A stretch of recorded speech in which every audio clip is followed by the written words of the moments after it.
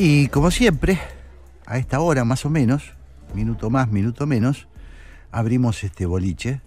Nosotros venimos felices porque estuvimos charlando con un erudito, ¿no? Jorge von der Brieder, poeta y traductor. Y así que eso nos pone en buen estado. Y entonces ya recibo al señor Santiago Kovadlov para que nos cuente sobre lo que ha visto a lo largo del programa. Aquí estamos, Jorge, en nuestro café, saludando a quienes comparten con nosotros este domingo y contentos con volver a nuestra tertulia, a yo diría esa travesía que consiste en navegar, no con dirección muy clara, pero sabiendo qué tenemos que aclarar en el transcurso de nuestro viaje. Yo hoy estoy deslumbrado con nuestro leitmotiv, ese leitmotiv que se empieza a desplegar con tu monólogo, como lo llamás vos, y que para mí es un editorial de nuestro programa, y se extiende a lo largo de la reflexión que desarrolló con nosotros el historiador Ricardo López-Gutzig, así como con Jorge von der Brieder. Y ese hilo conductor que yo encuentro es el tema del prejuicio, el de los adictos a la certeza, a los que vos te referías en tu editorial, como siendo aquellos que, en el caso concreto de lo que vos decías, habiendo tomado una posición precisa frente a la votación del día 19, entienden que todo aquel que no coincida con ellos está fuera de la realidad, para no decir fuera de su responsabilidad cívica. Esta postura de intransigencia, donde el error es patrimonio del otro y la clarividencia patrimonio de uno mismo, es lo que muestra hasta qué punto el sentido mismo de las elecciones se pierde allí donde el concepto de opción es descalificado. Optar es equivocarse si no se elige lo que yo elegí. Pero vos señalabas también que una cosa es optar y otra elegir. Hay un dedo inquisidor, decías, y hay miedos razonables en aquellos que no son intransigentes. Por eso a mí me pareció muy importante que al hablar sobre los adictos a la certeza, a las posiciones que no toleran de alguna manera el matiz, se vuelva a ver dónde están las amenazas al sistema republicano. Porque el sistema republicano descansa sobre un pluralismo que, aún acatando y aceptando el papel que las mayorías juegan en relación a las minorías, no descalifica a esas minorías. Y trasladando este mismo concepto posteriormente al encuentro con el historiador López-Gutzig, ¿qué es lo que vemos? Que otra vez esta idolatría de la certeza, esta adicción a lo inequívoco, aparece asociada al pavoroso prejuicio antisemita, a la idea de que el judaísmo es la expresión, dentro y fuera de Israel, de un posicionamiento demoníaco que afecta a lo mejor de nuestra condición humana. Lo retrató muy bien en un libro del que él dijo algo sumamente interesante.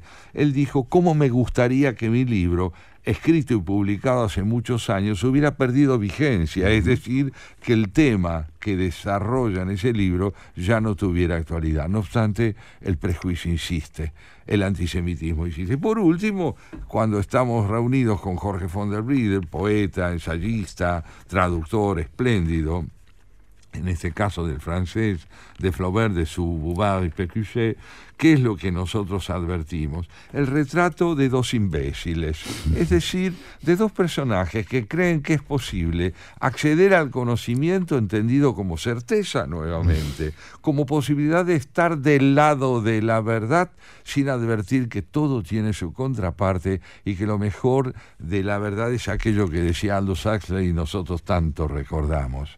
Siempre cuando lo recordamos a Aldous Huxley decimos: todos combatimos con media verdad contra una mentira entera. Es así, y me parece que interesante el hilo conductor que vos le encontrás a nuestras conversaciones, que son deliberadas, evidentemente, pero a veces tenemos la suerte de contar con interlocutores que bueno, se prenden en esa misma línea y me parece que haber tenido la suerte hoy de entrevistar a von der Wrieder, hablando de este maravilloso, a mí me fascina este concepto de el infierno y la estupidez. Porque, bueno, he leído mucho sobre la estupidez. Hay mucha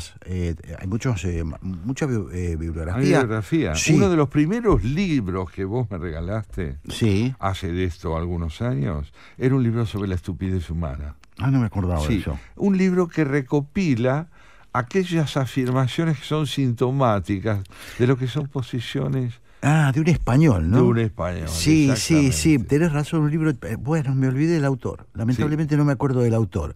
Pero claro, y cuando lo ves todo juntito, es un tema muy profundo. Claro, la palabra estupidez está asociada a algo, se puede frivolizar. No. Uno podría decir que efectivamente es uno de los problemas más complejos de la humanidad. Es que la estupidez muchas veces aparece enunciada en la seriedad. Claro, ¿cómo podemos nosotros? Por eso nos costó tanto, yo te confieso que es un desafío personal, por lo menos para mí. Teníamos que explicarle a la audiencia, porque la hora lo exige, porque estamos muy preocupados, tenemos que explicarle a nuestros oyentes, tenemos que explicarle a la sociedad por qué el antisemitismo es un disparate. Tenemos que explicarle a la gente, volver a explicarle cosas que creíamos superadas, ¿no? Que porque se proviene de un pueblo determinado, que porque se cree en determinadas cuestiones, esa persona trae el mal en sí mismo. Entonces, ¿cómo explicamos esto? Sin parecer idiotas nosotros. Esta es la pregunta. Te lo confieso, Santiago, serio, claro. Te lo confieso. Yo dudo a veces de tener que traer determinados temas al programa. Claro. Porque me deberían estar superados como el libro de López Gotin, ¿no? Que tendría que estar para consulta de lo que pasó en un tiempo cuando éramos tontos. Mira, cuando se iniciaba la democracia argentina recuperada a través de Raúl Alfonsín, yo publiqué un librito que reunía las columnas que había escrito en la revista Humor. Sí. Yo lo titulé Argentina, oscuro país. ¿Cómo me gustaría que ese título no tuviera vigencia? Claro. ¿Cómo me gustaría? Pero al mismo tiempo, volviendo a lo que vos planteabas, ¿cómo es que se origina un prejuicio, y en este caso el prejuicio antisemita? En el libro maravilloso de León Poliakov, un gran historiador de lengua francesa que escribió una historia del antisemitismo en varios volúmenes, uno puede ir aprendiendo qué es lo que ya en el mundo antiguo resultaba intolerable en el judaísmo. Y uno puede ir advirtiendo que el judaísmo, con su concepto de la divinidad única, con su concepto de la divinidad invisible, con su concepto de un Dios que dialoga con el hombre en busca de una alianza, con su idea del hombre como aquel que debe dirigirse a su prójimo, no como amo, sino como interlocutor, se vuelve ya en ese mundo antiguo un personaje al que primeramente y superficialmente podríamos calificar como raro y extraño, y en segundo y fundamental lugar, como intolerable. Intolerable. ¿Por qué? Porque plantea algo que pone en tela de juicio la universalidad y la validez de la cultura de su tiempo. Claro, yo eso lo puedo comprender, Santiago, lo comprendo, y me parece que hasta tiene una solidez argumental, ¿no? Lo que vos estás contando. Pero luego de la experiencia de siglos, luego del Holocausto, luego de todo lo que hemos hablado, Santiago, en el siglo pasado fue para nosotros, quizás para nosotros crecimos explicando explicando el nazismo, explicando la segregación racial. Lo estudiábamos en la escuela primaria. Sí, pero ¿cómo puede ser? Entonces vuelvo.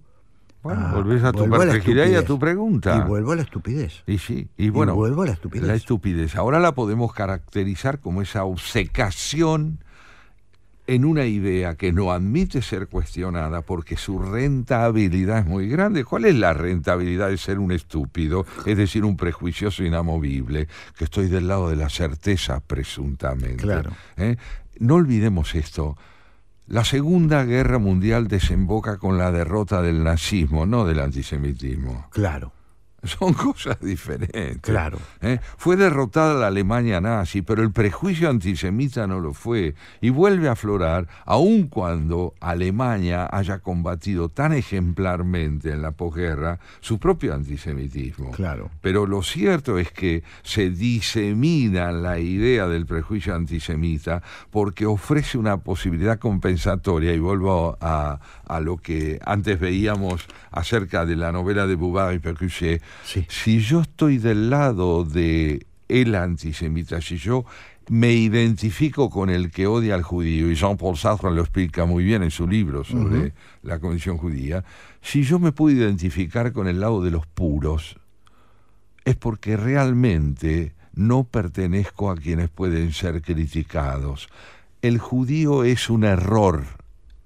No es que cometa errores. Desde el punto de vista apocalíptico, desde el punto de vista del prejuicio absoluto, el judío es un error y necesito que lo sea, porque si él lo es, yo estoy del lado, imbécil, estúpido, de la pureza y de la integridad no cuestionable.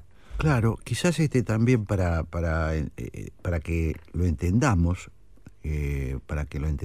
todos, hay que decir que el prejuicio y la estupidez no se aplican solo a la discriminación contra el pueblo judío. Claro que no. Europa ha sido estúpida con el pueblo musulmán en muchos aspectos. Y eso es un problema actual. Y es un problema actual. Es un problema actual porque ha generado una discriminación. No ha aprendido a convivir. Nosotros a veces perdemos un poco noción de lo que eso significa, me refiero a nosotros argentinos, porque la Argentina se constituyó con la integración ejemplar, yo diría. Tenemos problemas, pero no tenemos problemas de ese tipo gravísimos, me parece a mí, ¿no? Nunca hay que subestimar, volvemos, nunca de subestimar la idiotez, porque en cualquier momento tenemos un disgusto. Pero es verdad que nosotros vivimos con bastante, hasta ahora, con bastante armonía entre judíos, cristianos, musulmanes. Y también de otros credos. Pero me parece muy importante lo que subrayás. Si vamos a levantar la voz contra el antisemitismo, la vamos a levantar muy bien también y con rotundidad contra la persecución y el prejuicio que afecta al pueblo musulmán, a la cultura islámica. No confundamos nunca al terrorista y al extremista islámico con la cultura islámica. ¿Hace falta que lo digamos? Parece que sí. Bueno. Parece que sí, porque en el mundo lo que advertimos son peligrosísimas generalizaciones. Volvemos en un rato. Dale.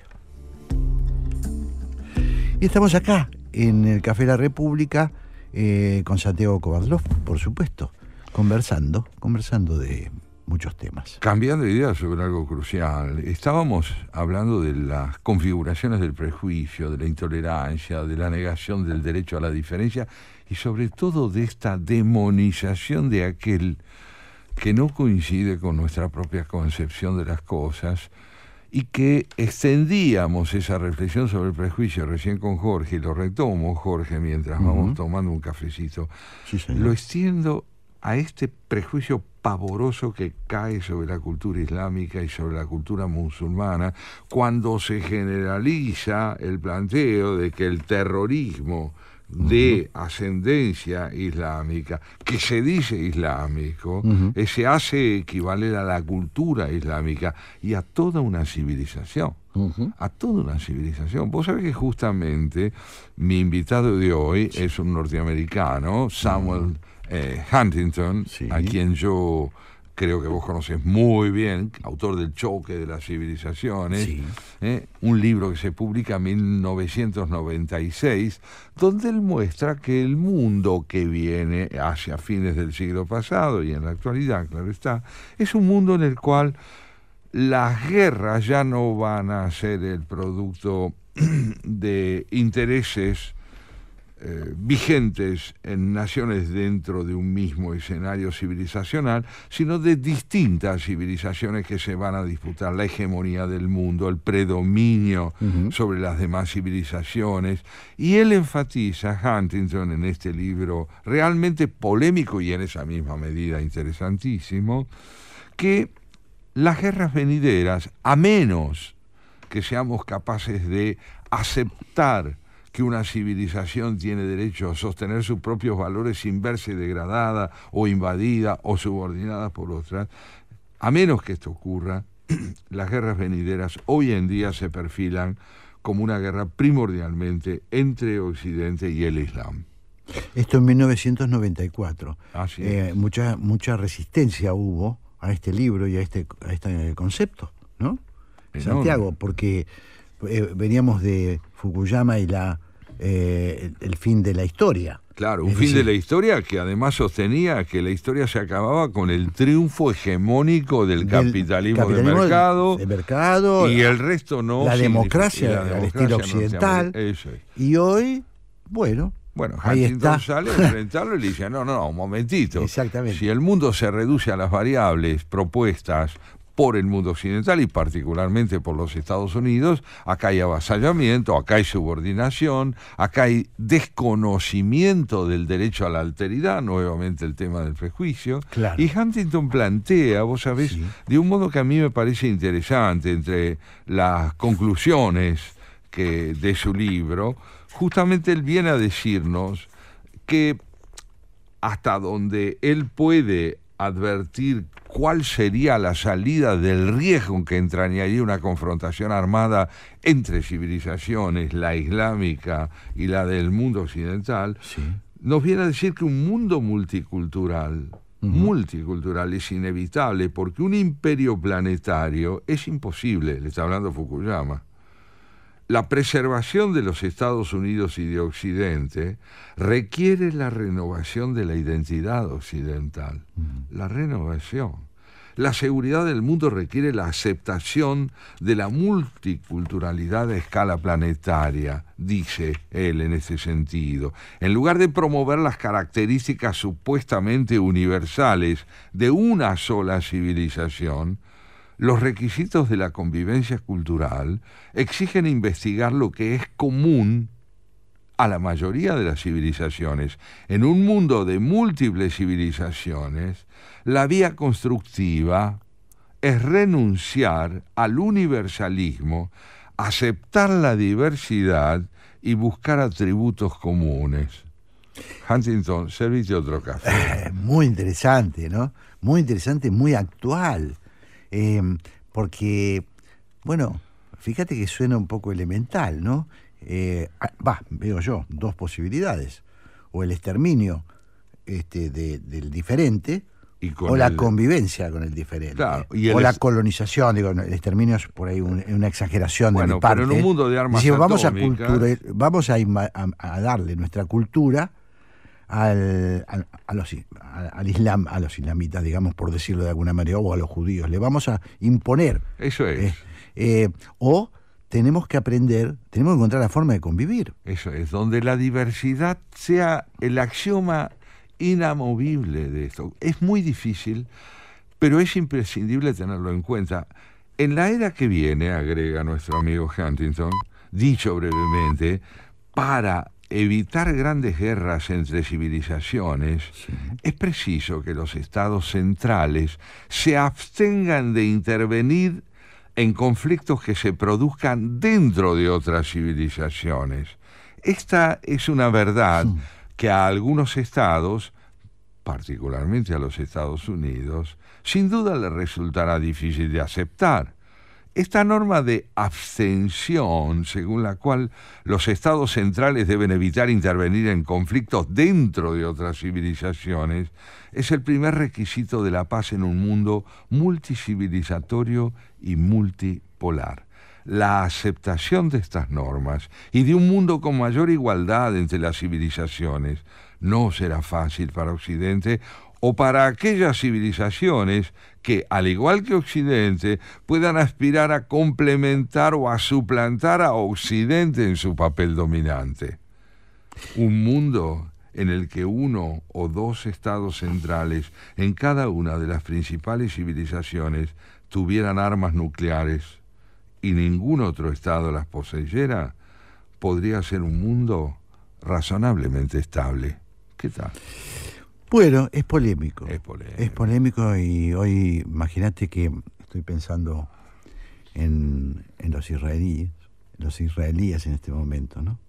Si Estados Unidos, que es claramente la potencia que está definidamente apoyando a Israel, las otras también retasean, ¿no? Han tenido posiciones... Sí, como siempre. Bueno, si aplicamos esta teoría de la abstención en los conflictos, desaparece Israel. Claro, y no solo desaparece no sé si Israel, también desaparecería, en un orden menos trágico, desaparece el imperialismo norteamericano o el imperialismo de cualquier potencia que aspire a tener incidencia en el mundo yendo más allá de su propio territorio. O China no quedaría incluida en esto. Me quedó una duda, Santiago, porque él habla del monopolio del armamento y dice, atómico. si lo tienen 2 o 3 naciones, pero y el ya resto lo tienen. no.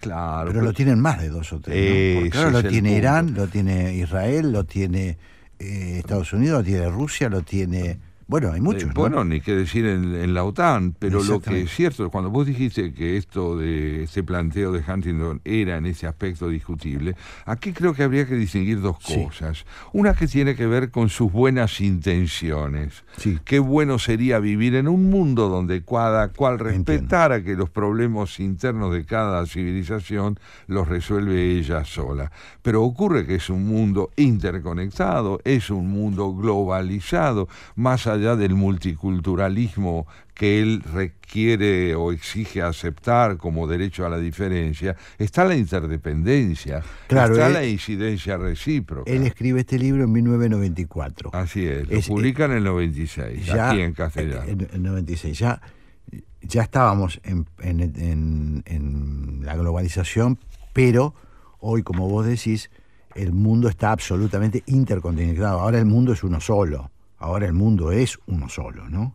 Claro, es uno solo desde el punto de vista tecnológico, ¿no? Tecnológico y incluso desde el punto de vista, como bien también señalabas vos, armamentístico. Es decir, los aliados hoy en día rebasan el campo de lo que podríamos llamar la propia territorialidad o el propio escenario geopolítico, entendido como por ejemplo, un corpus como puede ser el europeo, o en el caso de la occidentalidad. Él define la occidentalidad como una civilización que está integrada por Europa, por los Estados Unidos, parcialmente por América Latina y aún más dudosamente por una parte de África. Claro, ¿no? claro. Pero más allá de ese planteo de él, lo que él hace con dramatismo, y no te digo contraviniendo su propio argumento, pero sí mostrando que, bueno, si por un lado la paz es indispensable respetando el derecho del prójimo a moverse en su propio ámbito, por otro, él también duda de eso, como nosotros lo dudamos. Y nos dice esto, por ejemplo: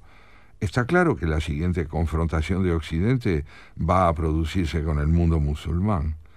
Es en la extensión de las naciones islámicas, desde el Magreb a Pakistán, donde comenzará la lucha por un nuevo orden mundial. Por un nuevo orden mundial.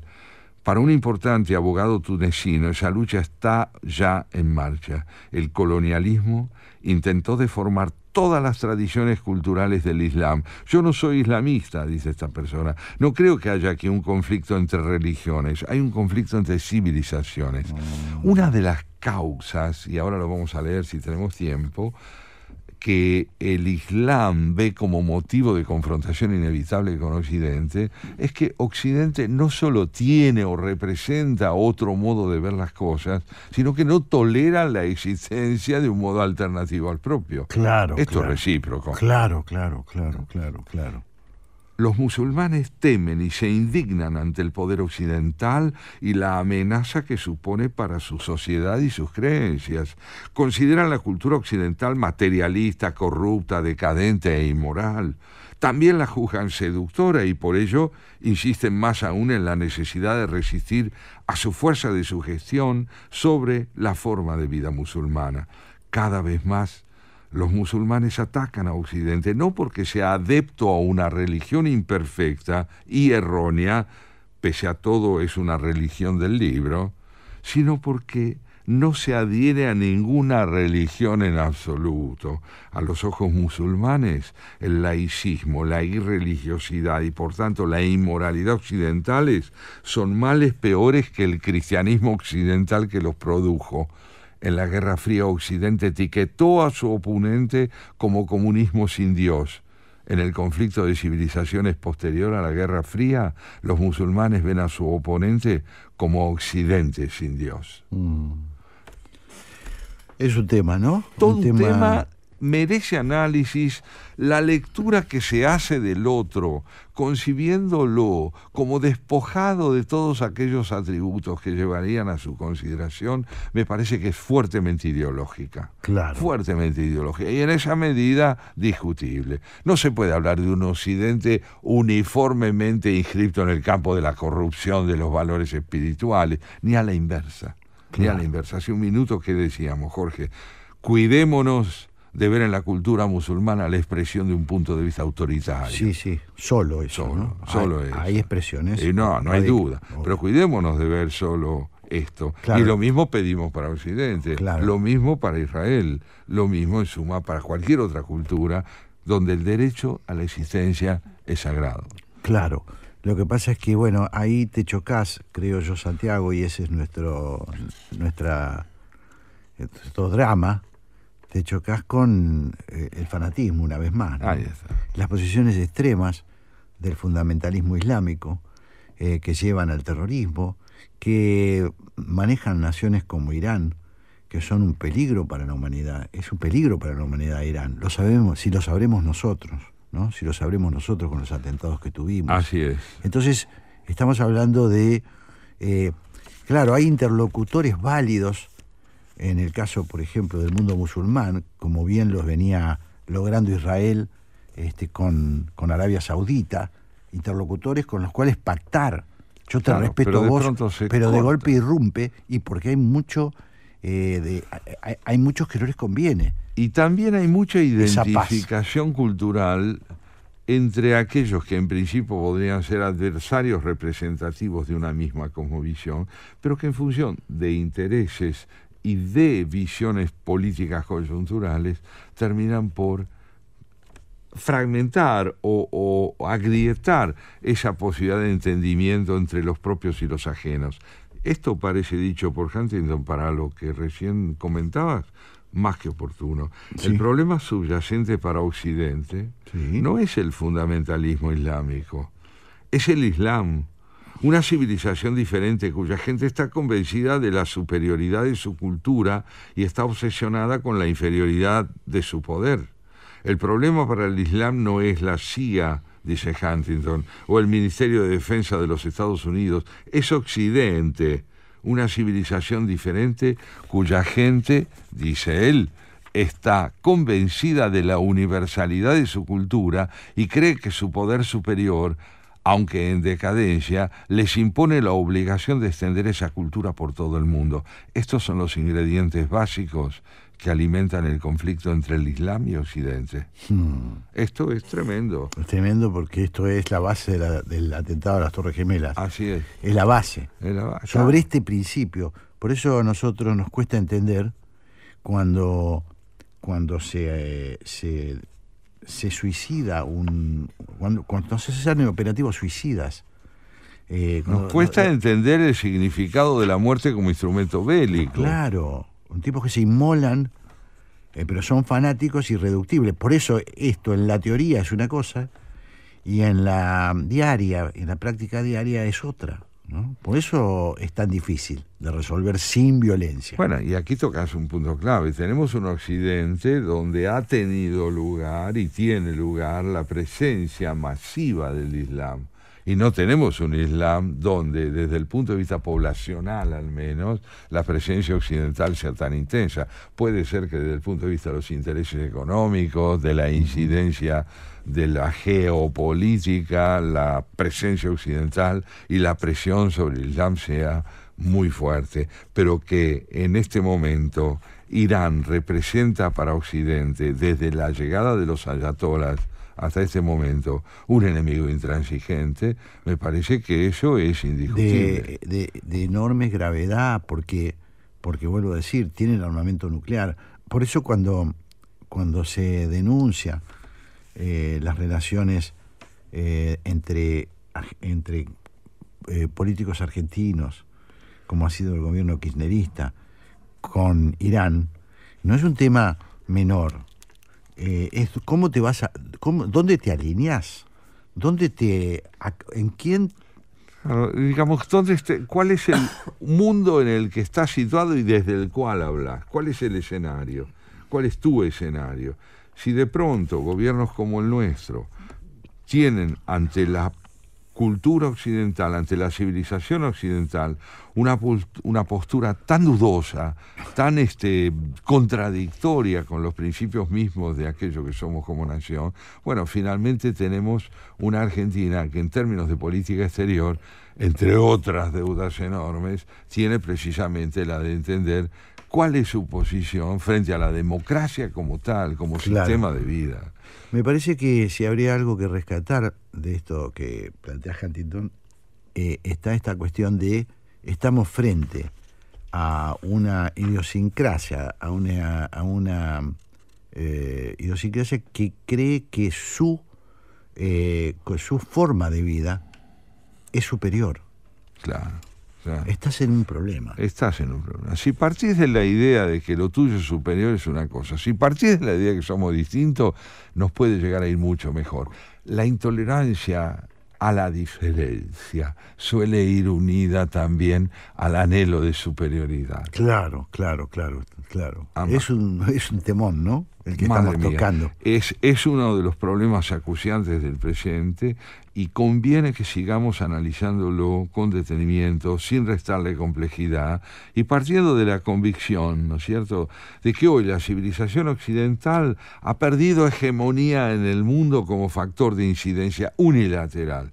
Pero eso no significa que ha perdido sentido como presencia protagónica en un mundo que aspire a una forma de convivencia que no esté asentada en hegemonías imperiales. Claro, que es intimidante la actual conformación del mundo. Es intimidante porque hubo años siempre lo hablamos, ¿no?, de cierto equilibrio en el enfrentamiento. Hoy es intimidante porque está que Estados Unidos es una potencia, es la principal potencia del mundo, pero está Rusia y está China. Y está el mundo musulmán, que normalmente Rusia y China son sus aliados. Así es. Es decir, que el riesgo de la cultura occidental es enorme, ¿no? Pero a tal punto es enorme y el conflicto de Medio Oriente hoy lo evidencia. ¿Dónde está situado Rusia? ¿Qué sabemos de Corea del Norte? Exactamente. ¿Dónde está parado en ese momento Irán? Evidentemente ahí hay una confrontación de intereses que rebasa la problemática concreta entre palestinos e israelíes. Por supuesto, por supuesto. Tengámoslo en cuenta, son desafíos de la época. Me recordaba yo aquella sentencia hermosa de Albert Camus que dice: el siglo XVIII fue el siglo de las matemáticas, el XIX fue el siglo de la biología, el siglo XX es el siglo del miedo. Se me dirá que el miedo no es una ciencia, pero es una técnica. Es tan impresionante, ¿no? Claro, sí, es una fórmula.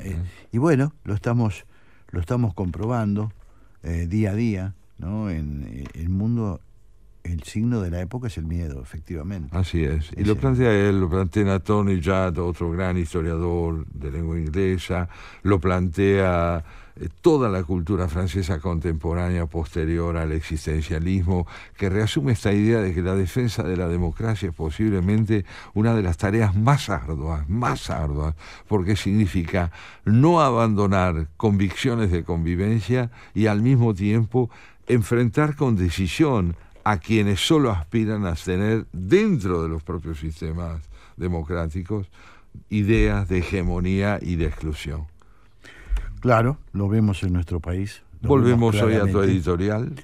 Lo vemos claramente. Sí, yo tengo razón y yo te impongo mi razón. Lo más difícil es lo otro. Es esto que nosotros tratamos de ejercitar, también a nosotros nos cuesta.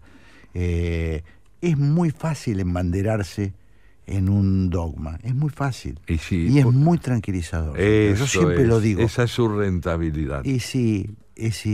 Mirá, se dice, yo creo que ahora estamos ante un multiplicador del problema que son las redes sociales, ¿no? Estamos ante un multiplicador.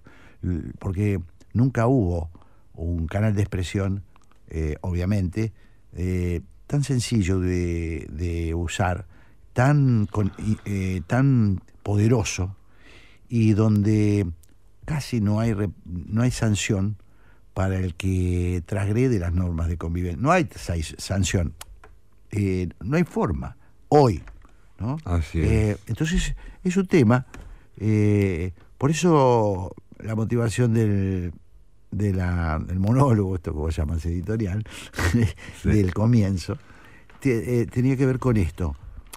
Estamos en un momento difícil, una decisión difícil, porque finalmente blanco, negro, hay dos en el domingo que viene.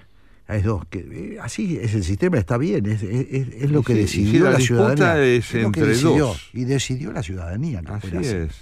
Pero no me pongas un nuevo dogma por sobre mi cabeza. Hay 2 candidatos, pero hay 3 alternativas.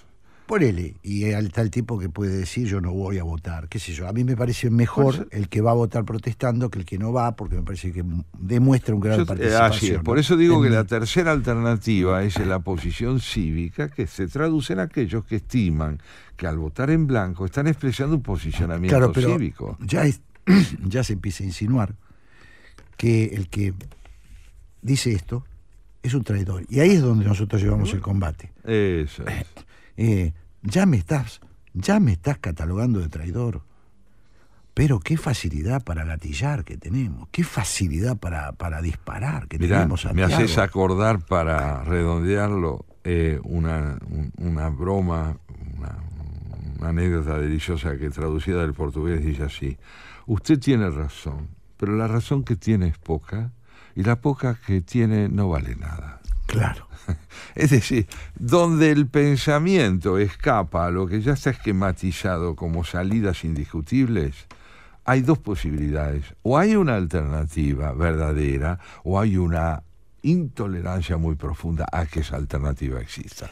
Se los calentó el pico, como dice Fernando Bravo, hablando de este tema que nos preocupa, que nos obsesiona, y tenemos que irnos porque ya nos encontramos en el bar. Ya se va a abrir la puerta en breve para que entre la señora Graciela Fernández Mejía, acompañada de Pablo Marmorato. Vamos, Andrés, vamos, Gabriel.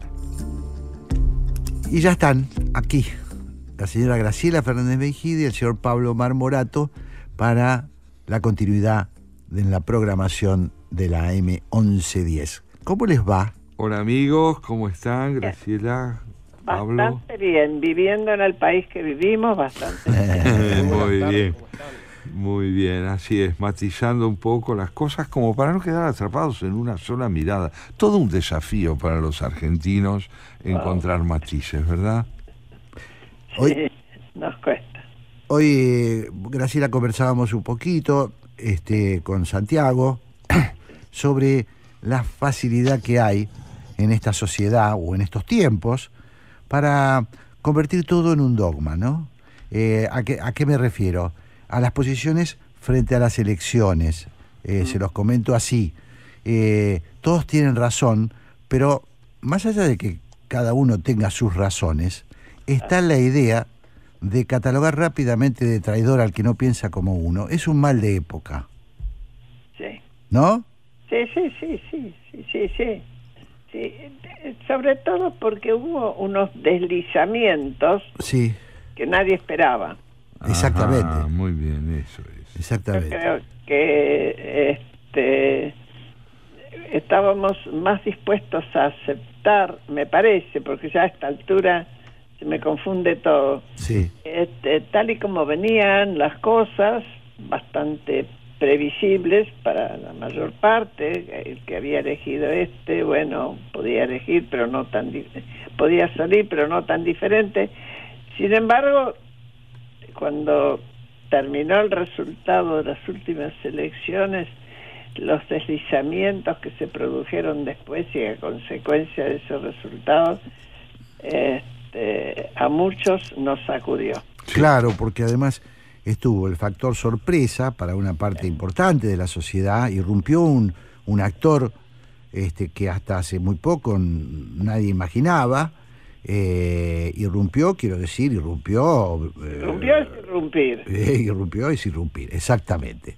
Y por el otro lado, la alternativa que se había venido construyendo delicadamente, con dificultades, con asperezas, que pasó una derrota y sobrevivió, bueno, quedó en el camino fracturado por el electorado, se fracturó, ¿no? Y eso a nosotros, todo esto hay que procesarlo, digo, para tratar de entendernos a nosotros mismos, hay que procesarlo muy rápido. Sí. Porque tenés 2 semanas o 3 para procesarlo. Lo cierto es que el panorama tenía vamos a decir así, un semblante más o menos tradicional, las dos fuerzas que se iban a enfrentar. Claro, venía de 2015 claro. La configuración. Eso es. Tenía, por eso digo, un perfil más o menos discernible en términos tradicionales, y de pronto ya no fue así.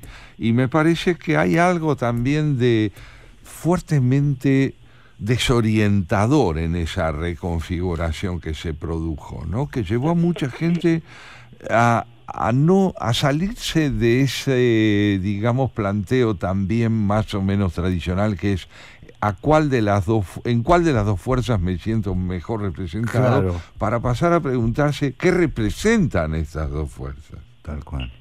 Y bueno, así estamos. Lo que yo sé es que yo pertenezco a un grupo que se llama La Mesa, sí, que previo, una vez definido por las PASO quién quedaba al frente de cada fuerza, y cuando todavía había 5 candidatos, por las dudas dijimos, no votemos a Milei, como un principio. Bueno, al final eso fue lo que ocurrió. Sí, sí. Apareció. No, pero también Graciela, hay una reprimenda, y yo me refería a eso, incluso al que ha decidido votar en blanco.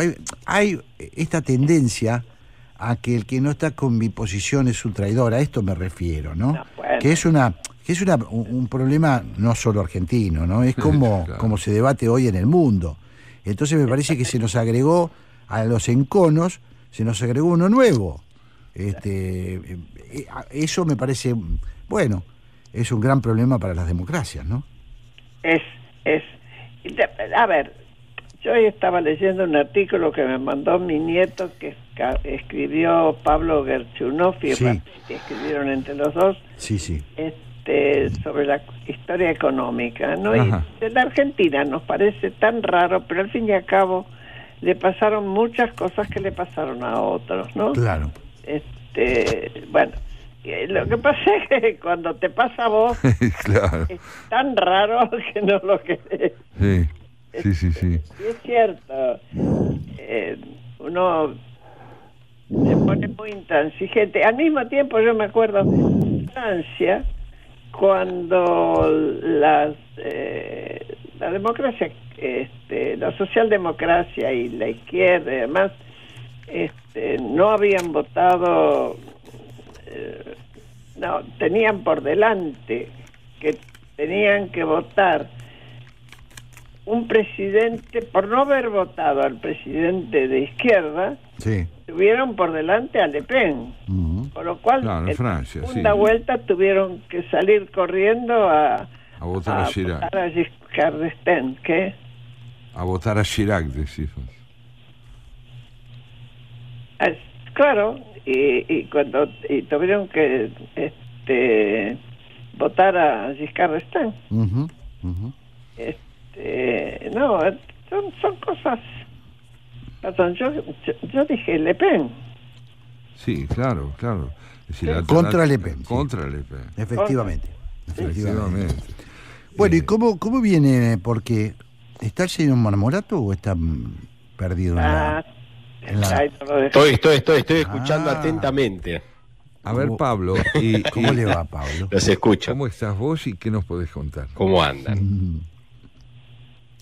Vamos con los invitados de por qué. Bueno, a raíz justamente que es un mal, parece indeleble desde la democracia, que no pudimos resolver hasta aquí, el tema de los famosos sótanos de la democracia, el tema de las escuchas ilegales que surgieron con el espionaje ilegal. Vamos a estar hablando con Diego Cabot, prosecretario de Redacción Oh, de la gran Nación, y periodista, bueno, gran uno de los investigador, que ¿no? mayor impulsaron exactamente estas investigaciones, exactamente. Y bueno, con el eje de la vuelta de la democracia, Claudia Romero, especialista en educación, nos va a presentar un estudio que hizo en la Universidad de Itela respecto del valor de la democracia a nivel sociedad, pero también en las escuelas, cómo es procesada hoy Muy el interesante. concepto de democracia, ¿no? Qué bueno. Exactamente. Qué bueno. Muy Tienen- Por ahí original vamos a ir. además y realmente muy valioso, digámoselo a los oyentes nuestros que deben seguir escuchando el programa ustedes, tocar el tema de la educación es ir a la médula de los recursos que nos faltan Totalmente. y que son indispensables para construir democracia en nuestro país. Tienen dos entrevistados de lujo, ¿eh? Realmente lo digo con envidia. Sí. Graciela y, Bueno, pedime consejo. y Amado. bueno, te tengo que llamar, pero lo que pasa es que venimos, Bueno, venimos los programas venimos medio enganchados, ¿no? Si te pregunto a vos, me vas a sabotear un poquito. Claro, ¿Qué me vas a decir? ¿Qué no va a decir Pablo? A Viva Giles me va Claro. No, ¿no? pero digo, pregunta. Si hubieras avivado antes y me hubieras llamado a mí. Pablo, que te aconseje. vamos, que No. ustedes no se quedan atrás. No, tratamos de hacer, todos tratamos muy de buenos hacer invitados. lo mejor Sí, posible. sí, No, la pero verdad. realmente hoy tenerlo a Cabo y a Claudia Romero me parece que Sí. viene muy bien. Son momentos donde hace falta. Bueno, el tema del espionaje ilegal ya parece un problema irresoluble en la Argentina, ¿no? Es una cosa increíble lo que nos está pasando, que chocamos de nuevo contra un mundo Sin duda. turbio, ¿no? Es espantoso. Y es una y otra vez. Es impresionante, Ay. Graciela. Venimos desde los tiempos de la dictadura con la misma. No hay uno que deje de practicar. Impresionante. Bueno, les deseamos Un lo, gran abrazo a lo los mejor. dos. Un gran programa, Graciela y Pablo. Gracias, muchachos. Gracias, Jorge. Hasta Chau, pronto. chau, Chau, Ceci, hasta el chau, domingo que Jorge. viene. Nos Hasta el vemos. domingo. Hasta el domingo.